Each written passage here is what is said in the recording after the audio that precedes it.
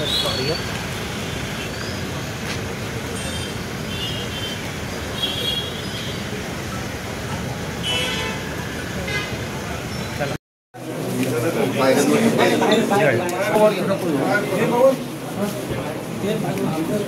बबन मागे बाबुल मागे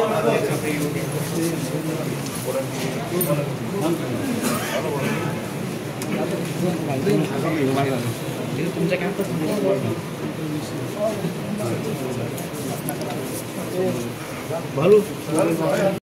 काहीतरी खाली पोरांच्या आणि त्या घोडके म्हणून यांचे वाद झाले आणि घोडकेचं प्रकरण जर बघितलं या शहरातील प्रतिष्ठित लोक असतील, व्यावसायिक असतील, राजकीय क्षेत्रातील लोकांना तो फेसबुक लाईक करून ब्लॅकमेल करणं, पैसे मागणं आणि मग त्यांचे मारामारी झाली असेल. परंतु काल म्हणजे परवा मारामारी झाली आणि काल 3 नंतर असं काय झालं की त्याने आदरणीय आमचे उपनेते सुनीलभाऊ बागुल यांच्यावरती गुन्हा, आमचे महानगर प्रमुख त्यांच्यावरती गुन्हा आणि अन्य लोक आणि म्हणून हे कुठेतरी ज्या पद्धतीने मराठी माणूस मागे आता एकवटला आणि हिंदी सक्तीचा विषय असेल हे सर्व बघून विरोधकांनी हे षडयंत्र रचून मुद्दाम आम्हाला त्रास द्यायचा किंवा एखाद्या व्यक्तीला टार्गेट करायचं म्हणून गुन्हा दाखल झाला आणि त्याच्यासाठी आदरणीय आमचे वसंतभाऊ गीतेजी, दत्ताजी नाना, शंभू बागुल आणि सर्वच पदाधिकारी आम्ही आलेलो आहोत आणि साहेबांना फॅक्ट सांगितले की तुम्ही क्रॉस चौकशी करा.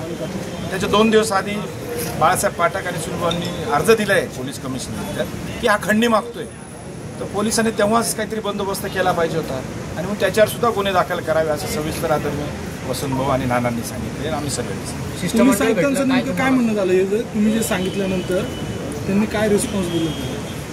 नाही, गुन्हा तर दाखल झाला आहे आणि त्यांना सांगितलं की 100% याची शहानिशा होईल आणि जे काही आहे सत्य ते पुढे येईल आणि मदत करतील ते. कारण सुनील भाऊ मारायला जाणार आहे काय रॉबरी करायला पटेल तरी का? गंभीर गुन्हे त्याच्यामध्ये दाखल केले. पोलिसांचा दबाव आहे सरकारचा सर्वीकडेच आहे, अनेक वर्षापासून बघताय चुकीच्या मार्गाने सर्व सुरू. तुम्हाला काय म्हणायचं राजकीय हेतू 100% राजकीय. मग परवाच रात्री त्याने पोलीस स्टेशनला जायला पाहिजे होतं. पोलिसांनी त्याच्याकडे समजा 17-18 तास उलटून जातात, 12-15 तास काळबेर आहे याच्यात.